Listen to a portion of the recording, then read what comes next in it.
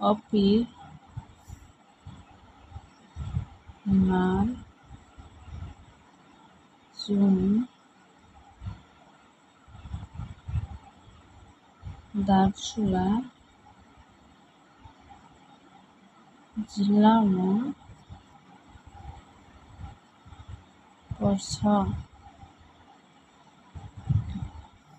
सुदूरपश्चिमका मुख्य हिमालहरू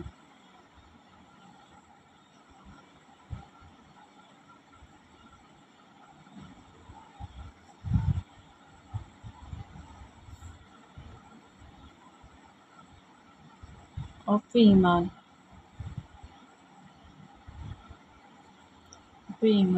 7,132 मिटर उचाइमा रहेको छ। यो दार्चुला जिल्लामा पर्दछ। र अर्को त्यसै गरी सैपाल हिमाल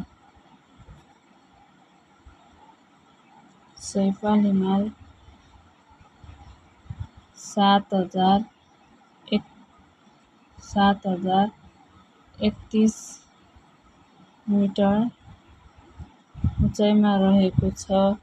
यो बझाङ जिल्लामा पर्दछ।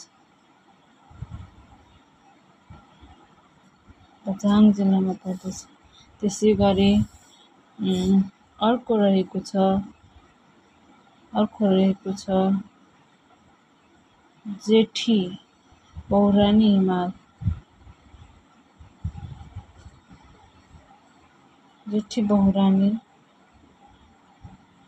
हिमाल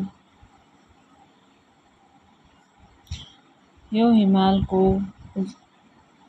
उचाइ 7,850 मिटर उचाइमा रहेको छ। यो पनि बझाङ जिल्लामा पर्दछ।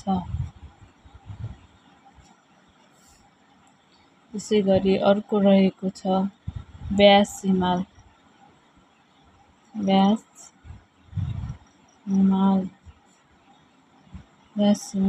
यसको उचाइ रहेको छ 6,670 मिटर उचाइमा रहेको छ।